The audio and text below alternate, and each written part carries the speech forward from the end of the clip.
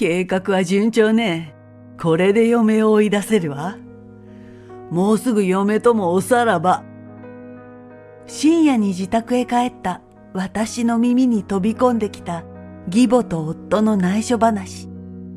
二人は楽しそうに笑いながら私を陥れる計画を立てている。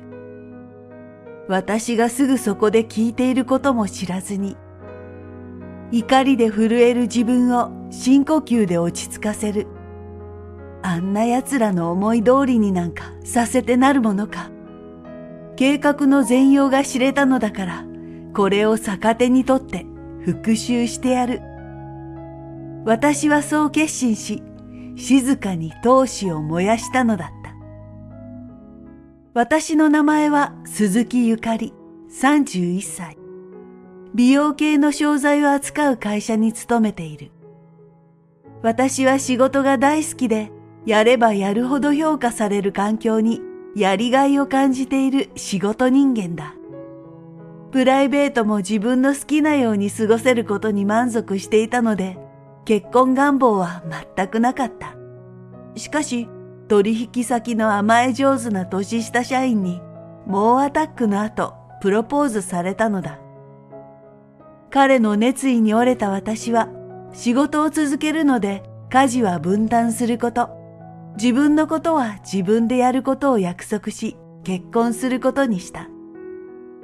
しかし、いざ結婚してみると、夫は何かにつけて私に家事を押し付けたり、自分の面倒ごとを私にさせようとするようになった。夫は結婚するまで実家暮らしだったので、慣れていないのだろうと思い、私が代わりに家事をしたり、夫の面倒ごとを引き受けたりしていた。しかし、夫はだんだんと私がすべてをやって当然という態度を取るようになったので、結婚前に約束したでしょ?と言って夫自身でやるよう促していった。すると夫は明らかに不機嫌になり、舌打ちをしたり、めんどくせえ、こんなはずじゃなかったのに。とブツブツ言いながらどこかへ行ってしまうようになったのだ。夫に注意した日は必ず義母から電話が来る。ちょっとゆかりさん、あなたうちの息子に家事をさせようとするんですって?家事は嫁の仕事でしょ?お母さん、うちは共働きです。家事の分担は当たり前ですよ。そもそも結婚したのになんで仕事を続けているの?あんなチャラチャラした見た目だけ着飾るような仕事、さっさとやめてしまいなさい。チャラチャラって、私は仕事に誇りを持っているので、侮辱するのはやめてください。それに、夫の給料だけでは生活できません。夫の給料だけでやりくりするのも嫁の務めです。どうせあなたが贅沢したいだけでしょ?まったく、なんであの子はこんな生意気な豊島女なんかと結婚したのかしら。毎回こんな感じで電話が来るので、うんざりしてしまう。またある時は、義母は勝手に我が家へ入り、洗濯物を畳み、夕食の準備までしていた。お母さん、勝手に我が家へ入って何やってるんですか?っていうか、どうやって入ったんですか?息子からもらった合鍵で入ったに決まっているでしょ?息子の家に入って何が悪いのよ。あなたが息子に家事をさせるって言うから、代わりにやりに来てあげたの。夫が義母に合鍵を渡していたことを知らず、あっけに取られている私に義母は続ける。あなた、ずいぶん派手な下着つけてるのね。もう年なんだから考えないとみっともないわよ。私が怒りに任せて言葉を発しようとしたとき、夫が帰ってきた。ただいま。あ、母さん、もしかして夕飯作ってくれたの?やったー、俺の好物ばっかりだ。おかえりなさい。疲れたでしょ?たくさん食べなさいね。私を無視してやりとりする夫と義母。義母が帰った後、夫に合鍵のことを問うと、母さんに渡して何が悪い?家事やってもらえるしいいだろ?と話にならない。この時私は夫がマザコンであること、義母が子離れできていないことを確信したのだ。夫と義母のことで溜まったストレスを仕事で発散していたので、私の成績はどんどん上がっていった。私の努力が評価され、希望していた約10日間の海外出張に行くことが決まる。夫に報告すると、海外出張とはいいご身分だな。と嫌味を言われたが、無視して出張へ行った。海外出張はとても楽しく、夢中で仕事をしていたら予定よりはるかに早く帰国できることになった。日本に着いたのは深夜だったので、夫へは連絡せず自宅へこっそり入ると、リビングに明かりがついていることに気づく。同時に深夜とは思えないほど大声で話す夫と義母の声が耳に飛び込んできた。ボイスレコーダーを準備したよ。これであいつとの会話を録音すれば嫌がらせの証拠になるだろう。ダメ押しであいつが家事をサボってることがわかる写真を何枚か用意すれば完璧。計画は順調ね。これがうまくいけば嫁を追い出せるわ。ほんと、結婚には失敗したよ。年上女なら何かと世話を焼いてもらえるし、楽して生活できると思ってたのに。あいつ俺に何でもやらせようとするし、俺より金を稼いでるくせに全然使わせてくれないしさ。今までよく我慢したわね。あの嫁を追い出したらしばらく私がここに住んでお世話してあげるからね。ラッキー、さっさと慰謝料踏んだくって離婚しないとな。もうすぐ嫁とはおさらば。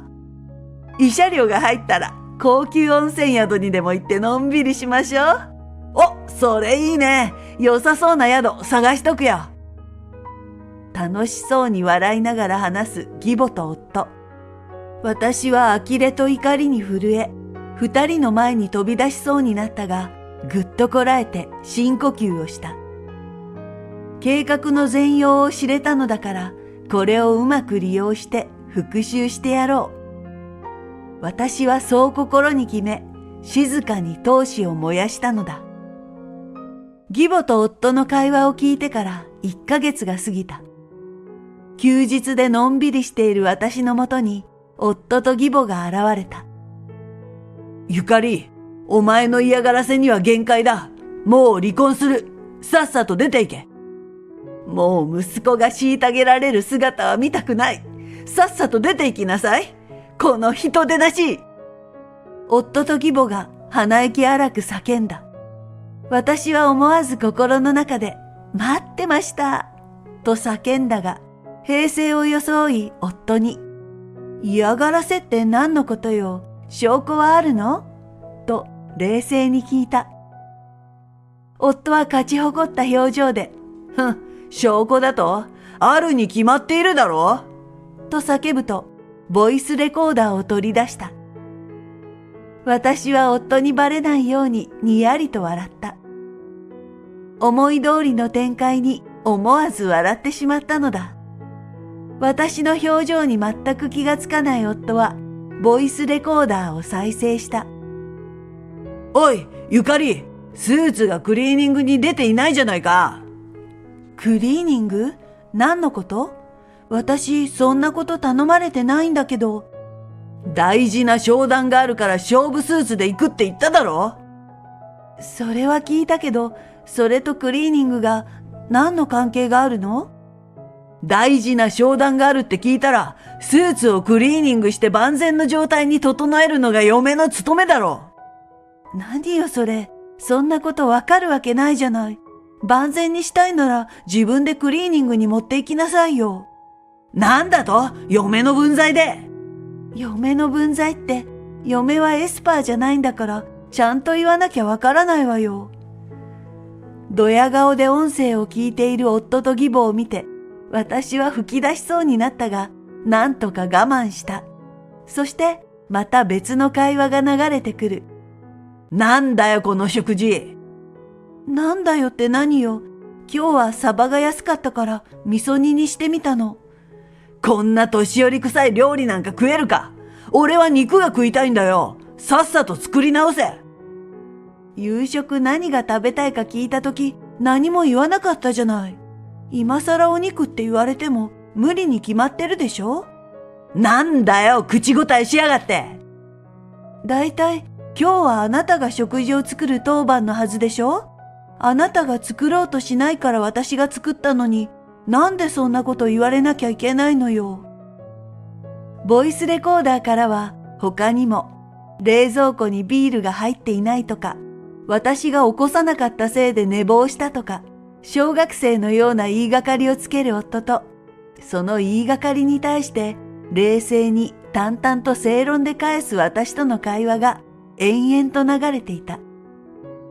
私は夫が会話を録音していることを知っていたので、感情的にならないよう正論を言うことを意識していた。普通の人ならこの会話は私が夫にではなく、夫が私に嫌がらせしているように聞こえるはずだが、夫と義母にはそれがわからないのだろうか。私が音声を聞きながら考えていると、夫は数枚の写真を取り出し、私の前に叩きつけた。そこには脱ぎっぱなしで散乱している夫の服や、ゴミだらけの夫の書斎が写っていた。お前が家事を放棄している証拠写真だ。これで言い逃れはできないだろう。これでもお前が騒ぐようなら、お前の会社にこの証拠を公表してやる。それが嫌なら、慰謝料500万払って出ていけ。私は、ボイスレコーダーといい、写真といい、これのどこが嫌がらせの証拠なんだと思ったが、夫と義母は自分たちの言うことを聞かない、世話をしないことを本気で嫌がらせだと思っているようだ。私は笑い出しそうなのを必死にこらえながら冷静に言った。別に会社に公表してもらっても構わないわよ。でもその前に、このボイスレコーダーと写真を持って弁護士のところへ行きましょう。私はこれを持っていくわね。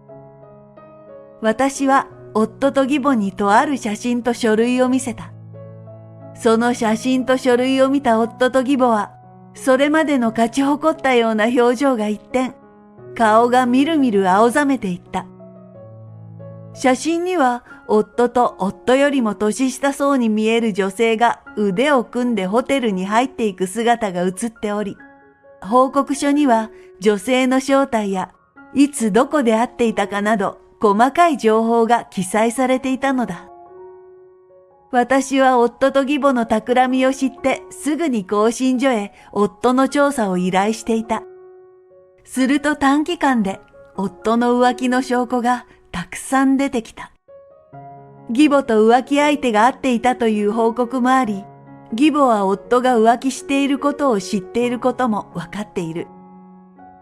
義母のことだから口答えする生意気な年上嫁より自分の言うことを聞きそうな若い女の方が良いと考えていたのだろう。二人で共謀して私を悪者に仕立て上げ、慰謝料を巻き上げて追い出し、浮気相手と三人でこの家で暮らそうと計画していたのだ。こんなのデタラメだ。そうよ。こんなものでっち上げに決まっているわ。真っ青の顔のまま私に抗議する夫と義母。強い口調とは裏腹にガタガタと震えている二人の姿は、この証拠がデタラメでもでっち上げでもないことを物語っているようなものだ。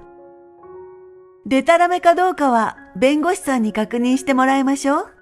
嫁を家政婦扱いしようとしているとしか思えないような証拠と浮気の証拠。一体どっちが重視されるでしょうね。私は夫と義母に吐き捨てるように言うと、カバンを持ち玄関へ向かった。待ってくれ、ゆかり。振り向くと夫が土下座していた。バカな夫でも浮気の方が分が悪いことぐらい分かっているようだ。義母はおろおろしながら夫の土下座をやめさせようとしている。頼むから、弁護士のところへ持っていくのはやめてくれ。もしこんなことが近所や会社に知れたら、俺は生きていけなくなる。夫の口から出たのは謝罪の言葉ではなく、保身のための言葉だった。私は呆れ返ってしまい、もうどうでもよくなった。お望み通り離婚してやるわよ。それと、さっきから私に出て行けって言ってるけど、ここは私が独身時代に買った家よ。もともとあんたたちに住む権利なんてないの。わかったらさっさと出て行って。私は夫と義母に怒鳴りつけた。すると今度は義母も土下座をし、どうか離婚だけは勘弁して。息子の浮気やあなたたちの離婚に私が関わっていることが義父に知られたら大変なことになっちゃうの。義母も謝罪ではなく保身の言葉を口にした。泣きながら土下座している夫と義母を見て私は、この親にしてこの息子ありだな、と脱力したのだった。その後、夫と義母と話し合い、夫と浮気相手から慰謝料をもらい、離婚届は書かせたが、離婚は保留することにした。どれだけ話し合いを重ねても一度も謝罪しない夫と義母に腹を立てた私は、離婚せずに復讐を続けることにしたのだ。浮気相手は別れたくない、慰謝料をゲットして離婚するって言ってたじゃない、とギャーギャーわめいていたらしい。しかし、浮気の事実を浮気相手の両親と会社に報告するというと、おとなしく慰謝料を払い、姿を消した。夫には給料のすべてを家庭に入れ、家事や生活上起こってくる面倒ごとのすべてを行ってもらうことになった。もともと家事スキルはなく、面倒ごとも人に押し付けてきた夫なので苦労しているようだ。義母には私たち夫婦への接触を一切禁止した。合鍵はもちろん回収、連絡先もすべて削除させたのだ。